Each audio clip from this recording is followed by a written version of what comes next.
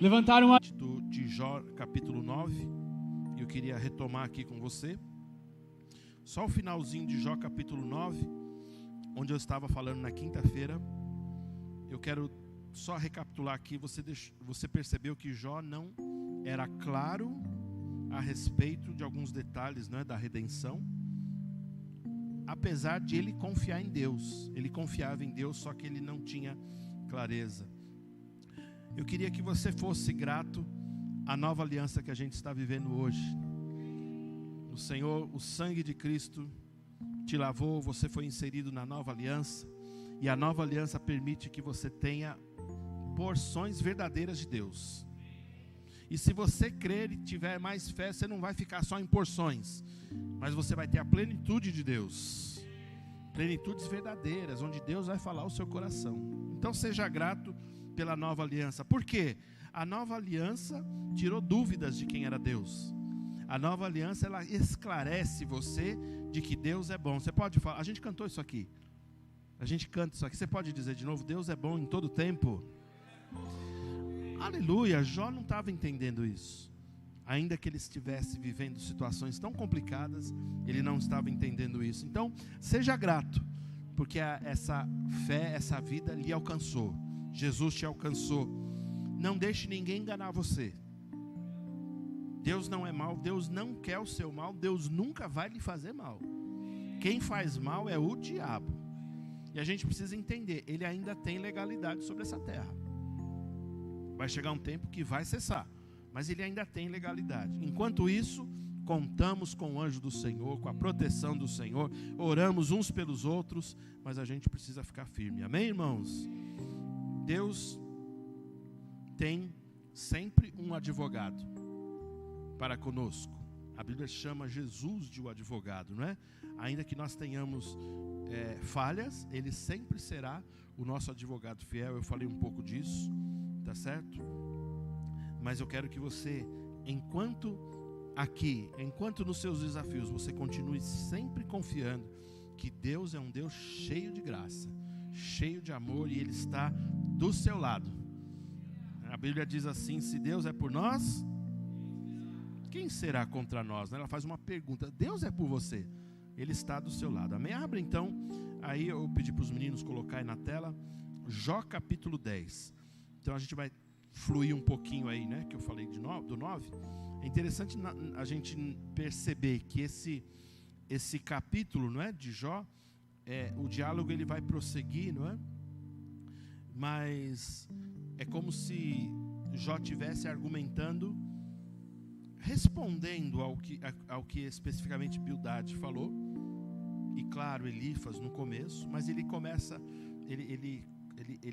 essa conversa como que focando como que em Deus, né? A gente precisa só lembrar que o projeto de Satanás ainda aqui está levantado, ou está valendo ainda sobre a vida de Jó, porque ele estava querendo que Jó amaldiçoasse a Deus. Você lembra disso? Ele questionou, ele falou assim, ele só te serve porque ele tem bens. Aí Deus falou assim, negativo, ele é um homem fiel. Aí o diabo fala, então deixa eu tirar os bens dele. Ele falou, pode tirar os bens dele, mas você não vai tocar na vida dele. Então Deus permite algumas coisas acontecendo, mas Deus confiava. Olha que interessante, Deus confiou também em Jó. A gente às vezes pensa, né? A gente pensa assim que a nossa confiança está em Deus. Você sabe que Deus também conta com você? Eu sei que a gente vai entender que os planos de Deus, eles não podem ser frustrados. O próprio texto de Jó vai falar isso, lá no finalzinho. Mas a gente precisa entender que Deus também conta com você. Ele conta com a sua fidelidade. Eu fico até pensando que se eu falhar naquilo que Deus tem para a minha vida, eu posso, por um tempo, frustrar o que Deus quer fazer na vida de pessoas. Você imagina Deus falando ao meu coração, Deus falando fortemente ao meu coração, vai, ora pelo Lucas, vai e ora pelo Lucas. Aí eu falo, não Senhor, ele está bem, esse menino ganha bem, ele tem carro, ele está bonitão, está com saúde. Eu olho o visual, né? E o Espírito Santo continua falando comigo, vai e ora pelo... Eu sei que eu tive um impulso, uma nota aqui, mas eu resolvo não fazer. E Deus queria acrescentar algumas coisas lá. Você está entendendo? Eu posso não deixar que isso aconteça. Mas veja, Deus não deixa os seus planos frustrados. Se Ele não pôde contar comigo, Ele vai levantar outra pessoa, vai inspirar outra pessoa. Por isso que entenda, nós somos também cooperadores de Deus. Como assim, pastor? Eu coopero com a obra dele. É assim, irmãos, acredite. Não vamos deixar Deus fazer tudo. Não é que Deus se cansa, mas é que Ele conta com você. Diga assim: eu sou cooperador de Deus. Então você vai ver que nesse contexto Jó ainda está servindo a Deus. Ele continua, mesmo na confusão mental dele, ele mantém uma pequena parte do juízo ou da sanidade, por assim dizer, e ele continua servindo a Deus, confiando em Deus, e você vê que ele não amaldiçoa a Deus. É interessante que parece que tem linhas que a gente não pode ultrapassar, né? Por mais que a gente fique nervoso, a gente tem que se conter, não é? Então, a maior das armas de Satanás nesse contexto, e é o que ele usa muito, são pessoas. Ele usou o quê? Os amigos de Jó, com uma teologia bagunçada, com uma coisa bem problemática que não ajudou em nada, tá certo? Então procure. Quem já foi chamado aqui para dar um conselho para alguém? Quando você for dar um conselho para alguém, procure orar. Procure orar antes. Não confie simplesmente, não, eu vou saber o que falar. Deixa Deus te inspirar, porque Deus pode ter algo específico para a vida dela. Ore: Senhor, eu vou em tal lugar, tal hora, falar com pessoas, me inspira aqui. Eu não sei o que se passa, mas o Senhor seja a minha inspiração. Amém? Porque quando a gente está envolvido com Deus, a gente vai levar a palavra dele. Então, eles, você lembra no contexto, eles oferecem o quê? Repare nisso aqui, ó. Que legal que eu escrevi aqui. Eles oferecem respostas fáceis para questões complicadas ou difíceis. A gente não pode fazer isso. Não existe resposta fácil para questão difícil. Concorda comigo? Tem questões que são complicadas, você não responde numa única frase. Tem questões que são complexas, você precisa trabalhar, você precisa entender uma série de coisas. Desculpa eu ter pedido para vocês colocarem Jó, mas coloca rapidão em Gálatas capítulo 5, verso 9, só para você entender. Olha que interessante aqui, ó, um pouco de fermento leveda toda a massa. O contexto aqui, se você for lembrar do livro de Gálatas, diz assim que Jesus foi ensinado a eles, a doutrina de Cristo foi ensinada, a doutrina da graça, por assim dizer. Paulo ensinou perfeitamente a doutrina da graça para eles, e dizendo que não era mais o observar da lei que poderia salvar, mas somente a fé em Jesus Cristo. Amém? E quando você lê especificamente o capítulo 3 de Gálatas, Paulo começa a dizer assim: o que aconteceu com você? Quem enfeitiçou vocês? Vocês estavam correndo bem a carreira.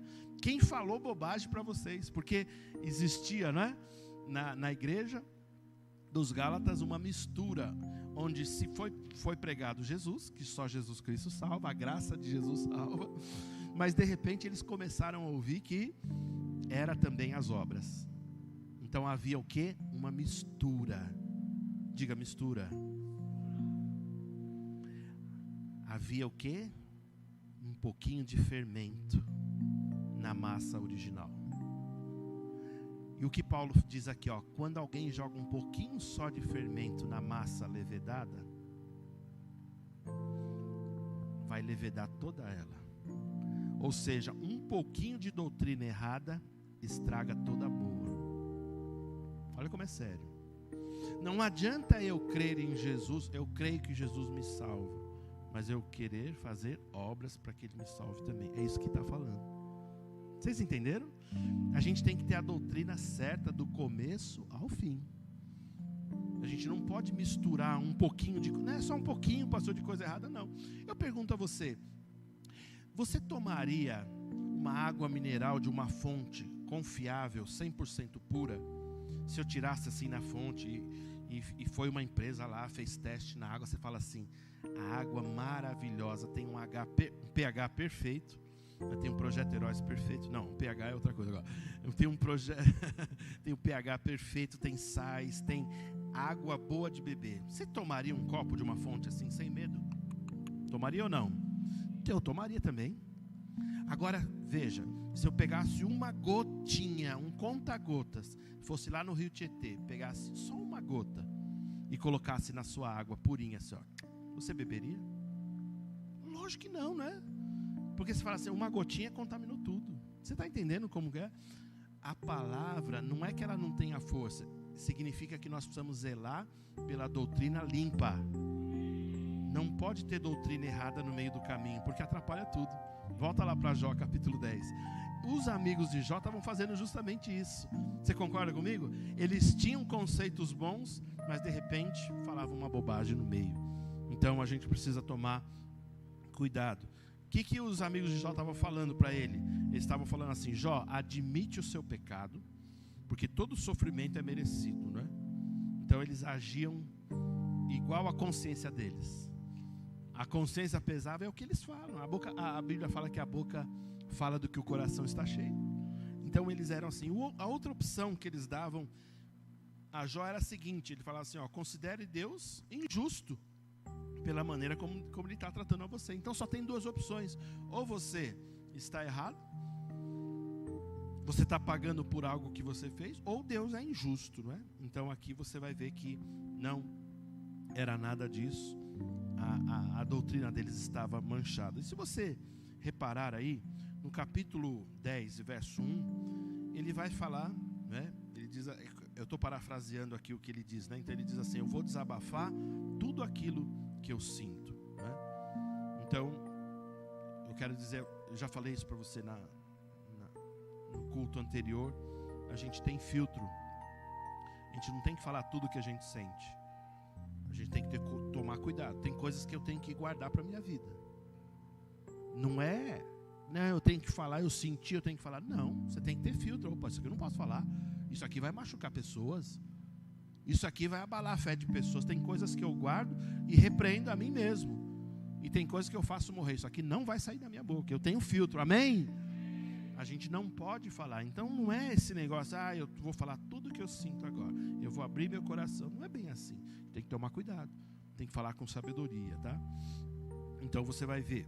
Verso 2, ele diz assim, põe aí no verso 2, ele diz assim: direi a Deus, não me condenes, faze-me saber porque contendes comigo. Então ele começa de novo aquela conversa de falar assim: o que está acontecendo? O que o Senhor fez comigo, não é? Então, eu acredito, pelo andar da carruagem, pela forma que ele escreve, que ele ainda confiava em Deus, porque ele ainda perguntava para Deus as coisas, ele ainda tinha um contato com Deus, não é? Então, de alguma forma ele cria que Deus o salvaria, de alguma forma ele cria que Deus em algum momento ia mudar aquela situação dele. Mais uma vez lembrando, não foi Deus que fez aquilo com ele. Você está entendendo como é complexo o negócio? Não foi Deus que fez aquilo com ele, né? Quem já bateu o carro aqui? É triste, não é? Colisão. Você acha que em algum momento Deus falou assim: hoje eu vou fazer ele bater o carro, ele vai ver o que é bom para tosse, ele vai me buscar? Você acha que Deus faria isso com você? E às vezes a gente pensa, né? Meu Deus, uma coisa tão triste acontece. Coisas ruins às vezes acontecem com pessoas boas. Mas a gente tem que entender que num propósito maior ele nos protegeu, vos protegeu, guardou a vida de vocês, e bens materiais são recuperados, amém? Amém? Então Deus nunca faria esse mal. Não sei se você já levou um escorregão, caiu de uma escada, quebrou alguma parte do corpo. Deus não faz essas coisas, não é? E é interessante que a gente sempre retorna: oh Deus, por quê? Por quê? Foi o diabo. Amaldiçoou o diabo. Quando acontecer algo ruim: diabo maldito, teus dias estão contados. Fala com o diabo, briga com o diabo. A gente fica brigando com Deus: oh Deus, por que você fez isso? Seja homem, seja mulher, briga com o diabo. Satanás maldito, eu vou quebrar tua cara. Você vai ver, eu vou orar agora, eu vou orar, vai vir fogo aqui, mas vai queimar teu rabo legal. Não é isso? A sua cauda pontuda e vai queimar. A gente tem que ter coragem de dar a culpa a quem tem culpa. Então você vai ver. Eu não quero ler todo o os versículos, mas ele faz o questionamento, ele começa a partir do verso 4. Então ele fala assim que Deus deveria, do 4 ao 7, depois você vê, tá bom? Deus deveria ter um motivo para estar fazendo tudo isso com ele diz, não é? Então ele questiona a Deus, não é? E ele fala assim, ó, tu sabes e conheces tudo, sabes ao meu respeito, conheces o meu caráter, eu não estou escondendo nada, não é? É muito bom quando você tem um caráter de não esconder nada do Senhor. Olha aqui, pastor, Deus gosta de sinceridade, amém? Eu já falei isso aqui, mas estou repetindo para você guardar isso no seu coração, e o texto repete, Deus gosta de sinceridade. Temos filtros para não amaldiçoar Deus, lembra aquilo que eu te falei? Mas nós precisamos ser sinceros para com Deus. A consciência limpa é uma das coisas muito boas que a gente pode provar. E é o primeiro ponto para você ter um sono abençoado e perfeito. Ter uma consciência limpa de que você está correto para com Deus, fez as coisas certas. Então, consciência limpa é como se fosse um tesouro. Se você pudesse depois ler dos versos 8 ao 13, põe no verso 8. Eu sei que aqui eu falei do 10, eu sei que eu falei do 4 ao 7, né? Agora seria do 8 ao 13, né? Você vai ver que ele vai dizer uma palavra que é uma incongruência. O que é uma incongruência? É como assim você fala uma coisa, mas desfala a coisa. Sabe esse negócio assim? Eu sou um santo, mas eu sou um pecador. É uma incongruência. Ou você é santo ou você é pecador. Quem está entendendo? Você pode dizer assim, eu sou homem e sou mulher. Você pode dizer isso? Eu sou um carro e um cachorro. Tem coisas que são incongruentes. Ou você é uma coisa ou outra. O que Jó é incongruente? No que Jó é incongruente nesse texto? Ele diz assim, que tu me fazes e tu me destróis. É uma confusão muito recorrente que há no Novo Testamento. E quando você faz o rema, principalmente nas aulas de caráter de Deus, você aprende que Deus não é assim. A gente vai ver uma interpretação de vários autores, onde eles dizem, não, Deus, você cria a luz, mas você também faz as trevas. Deus, você fez o bem, mas você fez o mal também. Você cria, mas você também destrói. Não é esse o caráter de Deus. Eu sei que tem textos específicos, e se você tiver dúvida, eu estou disponível para tratar o contexto de alguns textos específicos, que são realmente profundos e confusos, por assim dizer. Mas de uma forma geral, eu posso te dizer, Deus não é incongruente. Ele não te criaria para te destruir. Ele não te daria o bem e depois arrancaria de você. Por isso que aquele negócio, Deus deu e Ele tirou. Bendito seja o nome do Senhor. Ele não tira coisas. Irmãos, a gente precisa entender isso. Não, mas a minha mãe morreu, ele levou. Não, é uma regra natural, vai morrer. Um dia vai morrer, sim ou não? Ela esteve um tempo, mas vai ser tomada. É uma regra natural. Mas Deus não vai tirar. Deus vai te dar um carro e na primeira esquina Ele vai fazer você bater o carro, para você perder tudo. Não existe essas coisas. Então a gente precisa ter no nosso coração que se Ele fez o bem, é que Ele quer que você permaneça com o bem. Amém? E quanto à humanidade, Deus quer que a humanidade se perca? Não. A Bíblia diz que Deus deseja que todo homem seja salvo e alcance o quê? O pleno conhecimento da verdade. É Deus que é isso. Tem outros textos, tem um outro texto que diz assim, que Deus não tem prazer na condenação do ímpio. Deus não se alegra em condenar. Vai chegar o tempo onde pessoas serão condenadas, mas porque rejeitaram o Filho de Deus. Você está entendendo? Então, no verso 10, eu quero que você veja o verso 10 e o 11. Diz assim, ó, porventura não me derramaste como leite, e não me coalhaste como queijo. Nossa, fiquei com nojo agora. De pele e carne me vestistes, e de ossos e tendões me entristeceste. Olha só, aqui está falando da formação de um bebê, não é?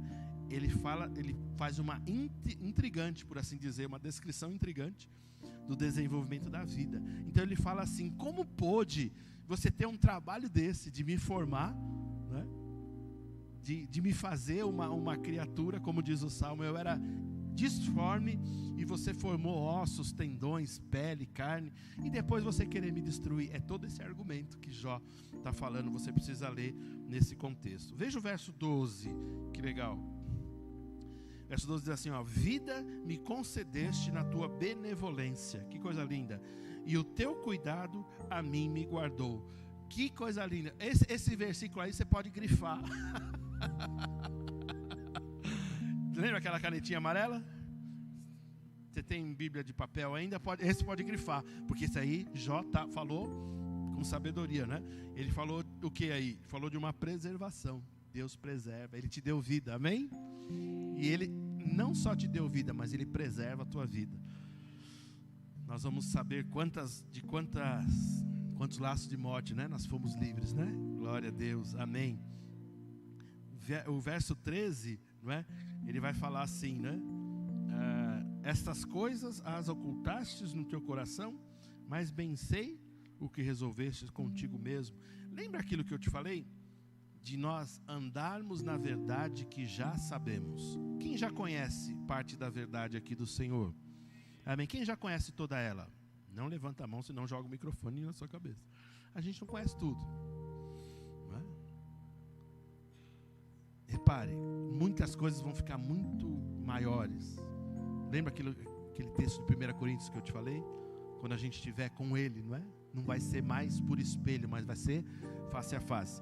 Mas o que eu quero dizer, em contraponto ao que ele disse aqui, nós precisamos andar na verdade que a gente já conhece. Já conhece coisa em Deus? Anda nela, não é? Descansa. Deus sabe o que está fazendo. Coisas que você não entender, Deus sabe o que está fazendo.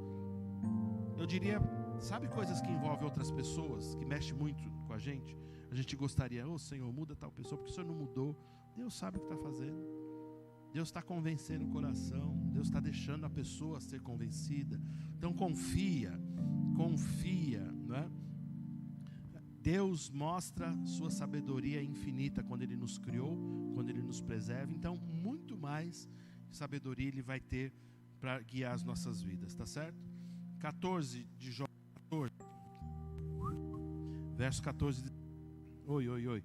Se eu pecar, tu me observas, e da minha iniquidade não me perdoarás. Mais uma vez, você vê aí que ele está numa vibe, pastor usando gíria aqui, né? Terrível. Numa vibe baixa, né?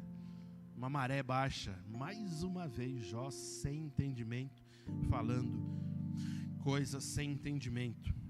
Ele faz alguns questionamentos. Se você olhar todo o verso, até o verso 17, ele pergunta: será que os meus amigos estão certos? Será que eu estou errado? Aí ele já começa a ficar meio confuso. Será que aquilo que eles falaram está certo?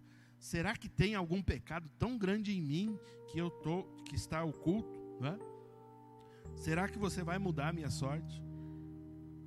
Então, no verso 15, põe lá, ele diz assim, olha que interessante: se for perverso, ai de mim, e se for justo, não ouso levantar a cabeça, pois eu estou cheio de ignomínia e olho para a minha miséria. Olha que interessante, ele se coloca numa situação da autojustificação.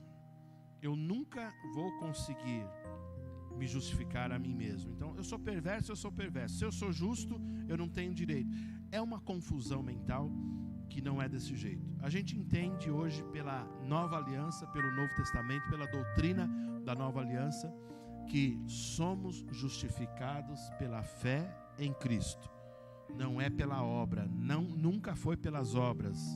Sempre foi Cristo que te justificou, amém? Então você precisa ter esse descanso, tá certo?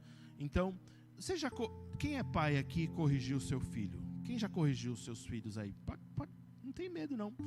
Eu não sei, não vou perguntar como você corrigiu. Não sei se foi numa conversa, não sei se foi na vara, não é? Porque a vara é bíblica, a vara da disciplina, não é? O mundo não entende isso, mas a vara da disciplina é bíblica. Então, quando você disciplina a criança, eles não entendem. Eles não entendem, eles só vê algo como algo que não podia ter acontecido. Né? Eles veem às vezes até como revolta, porque eles ficam na cabecinha deles, por que eu estou fazendo isso? Por isso que é importante o pai falar por que está acontecendo aquilo. Vou te disciplinar por isso, por isso, por isso. Vai ficar 360 dias sem videogame, por quê? Porque você não está estudando. Então, 360 dias de gancho, não é? Eu vi um ministro uma vez falando que ele, para disciplinar o filho, ele tirou a porta do quarto dele, porque ele fazia coisas na privacidade que não deveria fazer. Os entendidos entenderão. Então ele falou assim, então tá bom, já que está acontecendo isso, então acabou sua privacidade. Vai ter cama, comida, banho, mas a porta eu vou tirar do seu quarto. Corrigiu, viu? Corrigiu rapidão. Mas quando a criança é disciplinada, ela fica o quê? Um pouco confusa. Ela fala, nossa, para que tanto? Não precisava fazer isso, o pai exagerou, não é? Mas aquela correção depois, o que vai acontecer? Vai alinhar a criança. Irmão, ser humano é assim, precisa de disciplina, correção. Quem já apanhou legal da mãe aí? Levanta a mão. Sentada aquelas de deixar, nossa, gostoso, né? Quem gostou? Eu não gostei não, eu lembro que eu apanhei. Uma vez eu me escondi da minha mãe, que eu já corria, e fiquei embaixo da beliche, que a gente tinha umas beliches assim, entrei, ela só abaixou e me dava sentada assim, mas ela tinha uma habilidade que ela acertava com gosto.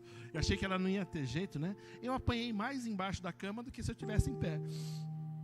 Hã? Não, exatamente. Eu não sei se você já viu aquele chinelo, né, da mãe, né? Tem até uma brincadeira assim, né? Do chinelo. Ele fala assim, se você correr, menino. Aí o menino fica brincando, você não acerta, né? Aí daqui a pouco ele joga e o menino consegue safar do chinelo da mãe, né? Aí ele fica zoando a mãe dele. Aí daqui a pouco um monte de chinelo se levanta atrás dele, né? E vem para bater nele. É muito legal isso, né? A disciplina da mãe é uma bênção, né? Quando a gente é disciplinado, a gente pode não gostar por um momento. Mas eu não fiquei com raiva da minha mãe, não fiquei. Eu estou falando com vocês aqui. Se ela tivesse presente aqui, desculpa aí, mãe, foi mal. Não, se ela tivesse aqui, eu ia falar, valeu, foi bom que direcionou minha vida. Ficou uns vergão nas coxas, nas nádegas, ficou uns vergão nervoso. Mas eu melhorei, eu nem manco hoje, entendeu? É tranquilo. Quando você estiver confuso, não faça como Jó. Mas por favor, guarde seus lábios. Guarda seus lábios. Eu sinto tanto o Espírito Santo falando comigo em situações. Às vezes eu tenho resposta na língua. Eu orei muito, eu desejei muito a vida toda ter resposta na língua, sabia? Eu ficava bravo que eu não tinha resposta na língua. Às vezes a pessoa me peitava. Aí eu chegava para minha mãe, para meu pai, e falava, por que você não falou isso? Eu falei, é mesmo, nossa. E eu nunca tive, eu queria ter resposta na língua. Aí o que aconteceu? Que um dia eu comecei a ter resposta na língua, mas vem rápido assim. Mas agora o Espírito Santo fala assim, não fala. Parece uma brincadeira, né? Porque às vezes você tem uma habilidade, mas tem coisas que você não deve falar. Uma situação confusa, é melhor guardar os lábios. É melhor falar no momento certo. É melhor preparar. São coisas boas para a minha vida e para a sua, amém? Aí você vai ver até o final aí, ele se lamenta de uma série de coisas. Queria que vocês pulassem rapidamente para o verso 18. Eu vou terminar no 22, eu estou no horário lá, tenho 6 minutinhos ainda, olha lá. No verso 18, você vai ver que ele diz assim, por que, pois, me tiraste da madre? Mais uma vez o questionamento. Dá a impressão que a gente está repetindo, né? Porque ele fala isso no começo, né? Por que eu nasci? Por que você me tirou da minha mãe? Não é? Se eu morresse antes que meus olhos nenhum me vissem. Não é? Então, ele está... Vamos seguir aí, veja o 19, só para esse pedacinho. Teria eu sido como se nunca existira e já do ventre teria sido levado à sepultura. Ele desejou ter nascido natimorto, como se diz, né? Nascido natimorto é uma redundância, perdão. Ele desejou ser um natimorto, não é? Eu tenho um irmão natimorto, o mais velho, a minha mãe e meu pai estavam reformando a casa. Ele seria ele se chamaria Lourenço Gabriel. E ele morreu Minha mãe carregou peso, né? Eles estavam numa reforma lá e o bebezinho nasceu morto. Seria meu irmão mais velho. Mas todas as vidas, não é, que Deus faz gerar são vidas que já ganharam almas, né? Isso faz a gente sempre questionar. Por mais que as pessoas acham que não tem um propósito, né? Elas podem não ter tido um propósito aqui, mas vão ser encontradas no céu, né? Vão ser encontradas no céu. Teria eu sido como nunca... verso 20. Não são poucos os meus dias, cessa, pois, e deixa-me, para que por um pouco eu tome além. E aí vai a reclamação dele, ele continua. Ele acha que teria sido um favor de Deus, né? Num primeiro momento, mas agora ele se considera como que uma maldição. Irmãos, que inconstância, misericórdia. Diga misericórdia. Você está assim, você não está sendo influenciado por Jó não, né? Você não está inconstante não, né? Eu acho que você está meio inconstante, hein? Eu vou pedir para você falar algumas coisas aqui, vou ver seu coração em 5 minutos. A boca fala do que está cheio o coração, não é? Não fique inconstante, fique constante com Deus, com aquilo que Deus lhe falou. Deus tem promessa para a sua vida? Deus tem promessas para a sua vida? Então confie no que Ele falou, fique firme na palavra dEle, não fique abalado. Meu Deus, que inconstância desse homem, não é? Verso 20, como a gente já leu, né? Me deixe morrer em paz. O 21 ao 22, depois você lê até o final, ele vai falar que Jó tinha o mesmo ponto de vista, não é? Terrível sobre a morte, continuava, como eu te falei, como qualquer outro homem, não é? Você já conheceu pessoas que tiraram as suas vidas, não é? Mas a presente miséria dele era tão complicada, não é? Como a gente está falando assim, era tão grande, que ele considerava o problema dele pior do que a morte. Olha, pastor, aqui, uma das armas que o inimigo pode fazer, ele vai fazer, está fazendo nessa geração, é a pessoa achar que a morte é uma saída. Elas acham que o problema delas é pior do que morrer. Eu não sei o que você crê, mas tirar a própria vida é algo muito sério, não é? Então você nunca deve deixar esses pensamentos nem chegarem perto de você, tá certo? Então a gente precisa ter essa consciência que por mais que pessoas passem situações complicadas e difíceis, nós precisamos também lembrar da esperança que há no céu. Nós vamos viver no céu. Você acredita nisso? Você vai encontrar entes queridos lá no céu, vai encontrar pessoas que morreram. A nossa vida não é só aqui. Não vamos deixar a nossa vida ficar pautada só aqui. Você vai ver pelos relatos que os santos, quando a gente fala no Velho Testamento, naqueles homens que escreveram livros, aqueles homens que conheceram a Deus, naqueles homens que andaram com Deus, eles tinham realmente uma confiança pela comunhão de andar com Deus, mas eles não tinham ainda um entendimento perfeito da vida vindoura. Perfeito? Mesmo porque muitos de formação judaica, apesar do judaísmo falar sobre o paraíso, eles não tinham muito claro como que seria isso tudo. Então eles não falavam. Você vai ver que muitos não falam nem na vida eterna. Você vai ver que a doutrina da vida eterna, do céu, do paraíso, é algo muito mais forte no Novo Testamento. Foi dado como revelação de uma forma muito mais clara. O apóstolo Paulo, ele chega a falar assim: eu conheci um homem, né? Não sei se não foi no corpo ou fora de corpo, ele está falando dele. E ele diz assim, que recebeu revelações inefáveis, maravilhosas, mas não me foi autorizado descrever como que é a vida vindoura, como que é o céu. Amém? Então é algo muito maravilhoso. Então é uma doutrina muito forte. Então entenda também uma coisa, um detalhe que agravava a situação de Jó. Ele não tinha perspectiva muito grande da vida eterna. Ele não fala em nenhum momento. Já reparou? Ele não fala em nenhum momento: eu vou morrer, mas se eu morrer, Senhor, está tudo bem, que eu vou estar no céu. Ele não fala, porque ele não tinha esse entendimento muito claro. Então você precisa perceber que nós somos privilegiados, porque a gente tem esse entendimento. Amém?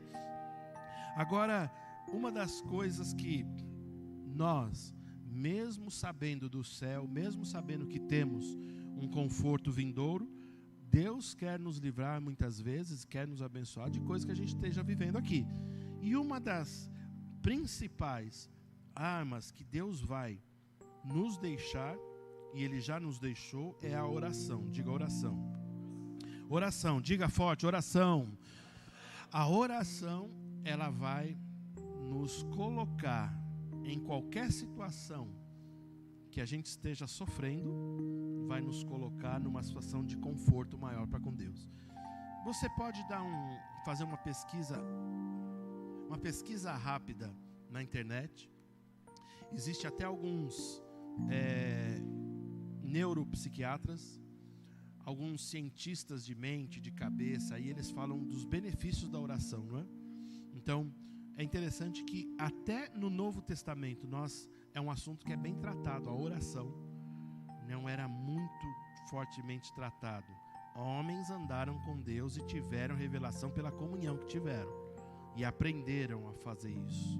Você vê que Davi, por exemplo, ele tinha uma comunhão muito mais forte, e ele fala de uma vida, de uma alma, de um contato com Deus.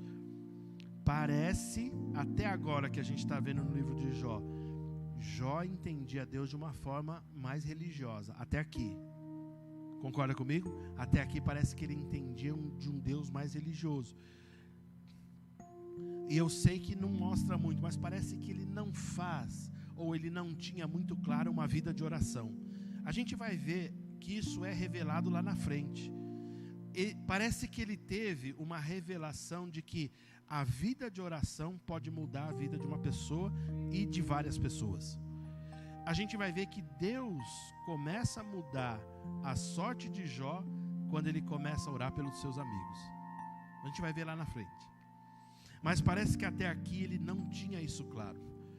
O que o Espírito nos ensina esta manhã, seja o que tivermos que passar, quando a gente descobrir, e você e eu precisamos descobrir uma vida de oração mais intensa. E quando a gente descobrir essa vida de oração, a nossa vida vai mudar de uma forma poderosa. Alguns já estão experimentando, porque a gente faz isso no coletivo, mas a gente tem que ter a nossa vida individual de oração, sim ou não? Então alguns estão indo, estão insistindo, e coisas estão sendo destravadas pela vida de oração. A vida de oração é provado que existe um neuropsiquiatra que ele diz assim, que se você orar todos os dias, de uma forma intensa, ele chega a ousadia, olha que coisa linda, de dizer que você nunca vai precisar de um médico. Interessante, não é? Pastor, então quer dizer que se eu for para o médico é que eu não estou orando? Eu não disse isso. Eu estou falando que uma vida intensa pode nos livrar de muitas coisas.